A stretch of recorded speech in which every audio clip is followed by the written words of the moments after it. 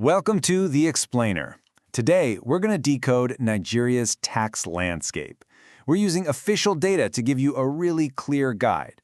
Look, if you're an investor, an entrepreneur, or honestly, even just curious, getting a handle on this stuff is absolutely key to understanding the country's economy. So, you're thinking about doing business in Nigeria? Maybe you're looking to invest or start something from the ground up. Well, if you are, you absolutely need to understand the country's economic framework. And the real key to that whole framework? Yeah, it's the tax system. You know, when you first look at it, Nigeria's tax system can feel like this incredibly complex maze. But here's the thing about mazes, right? They're totally solvable, as long as you have a good map. And that's exactly what we're going to do in this explainer, give you that map. We're going to break the whole thing down into just 4 main categories. We'll look at taxes on profits and income, then taxes on goods and services, then what you contribute for your people, and finally, some of the special rules and incentives. Trust me, by the end, you'll have a really clear way to navigate this. All right, let's get into it. To make this easy, we're just going to group everything into those 4 logical buckets we mentioned. And we're going to start with the one that probably comes to mind first for most people, taxes on what you actually earn. So our first big category, taxes on profits and income. Pretty straightforward, right? This is all about the taxes that are placed on what companies make in profit and what individuals make in income. This is, you could say, the absolute bedrock of how the government collects revenue from all the economic activity happening in the country. Okay, so this is where it gets really interesting. Nigeria's company's income tax, you'll hear it called CIT. It's not just a single flat rate for everyone. No, it's actually tiered, and it's designed this way on purpose to help smaller businesses grow. So get this, small companies, those with a turnover under 25 million naira, pay 0%. Nothing. Medium-sized companies, they pay 20%. And it's only the big, large companies, we're talking over 100 million naira in turnover, that pay the full 30%.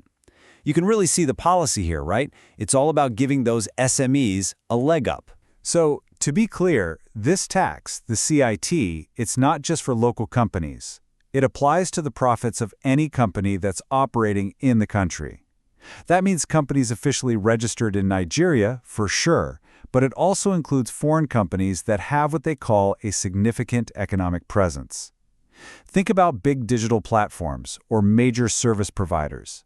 If they're a big player in the Nigerian economy, this tax applies. So you can really think of income taxes as having 2 main pillars. You've got the CIT, which is for companies and their profits, and then you have the other side of the coin, personal income tax, or PIT. And that's for, people, individuals, partners in a business, even some trusts. It's all about who's earning the money, a company or a person. Yeah, so PIT, personal income tax, is for individuals. It's the tax on your salary or income you make from your own small business. And what's cool is that just like the company tax, it's progressive. And what that means is the rate isn't fixed. It's on a sliding scale. It starts at just 7% for people with lower incomes and goes all the way up to 24% for the highest earners. The whole idea is simple.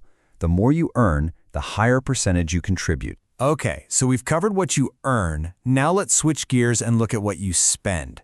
This brings us to our next major category, taxes on goods and services. This is all about the taxes that get applied to transactions. The everyday stuff we all buy. And the big one here, the one you've probably heard of, is value-added tax, VAT. It's basically a consumption tax. It gets added onto most goods and services. Right now, the standard rate in Nigeria is 7.5%, and because it's so broad, it really does touch almost every single transaction that happens in the economy. But, and this is a big but, it's not a tax on everything. The government has been really intentional about this. To soften the blow, especially for everyday folks, they've exempted a bunch of essential items. So things like basic staple foods, medicine, books and school supplies, even your rent for the place you live, none of those have VAT. It's kind of like a built-in safety net. And that isn't the only game in town when it comes to transaction taxes. There's also something called stamp duty. And the way you'll see this most often today is as a small flat fee on electronic bank transfers. The rule is pretty simple. If you transfer 10,000 naira or more electronically, there's a 50 naira levy.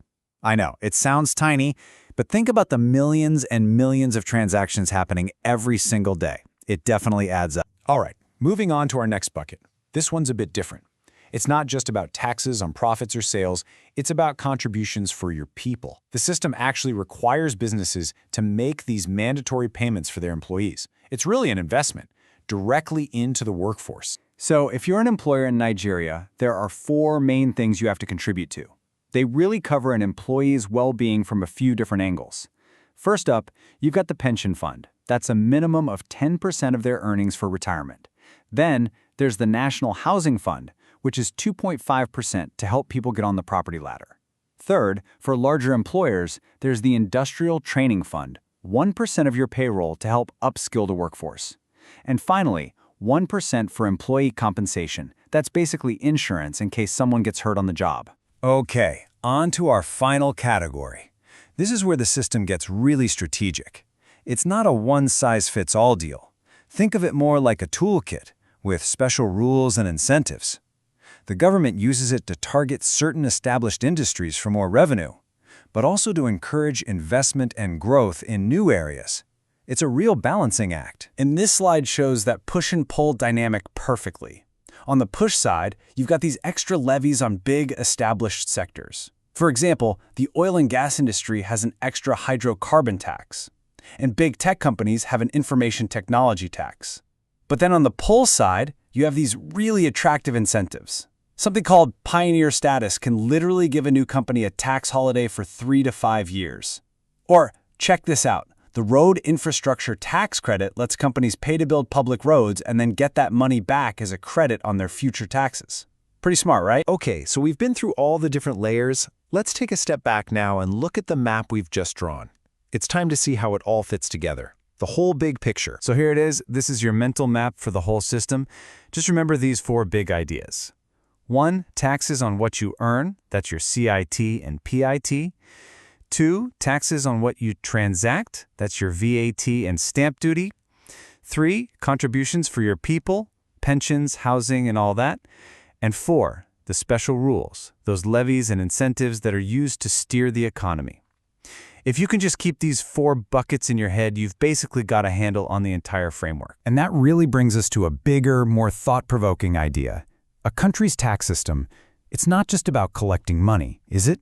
It's a statement. What a nation decides to tax, what it decides not to tax, and what it chooses to incentivize with tax breaks, all of that tells you a story. It reveals its economic priorities, its values, and really its vision for the future. So the real question to leave you with is this: how does a nation's tax system signal its vision for the future?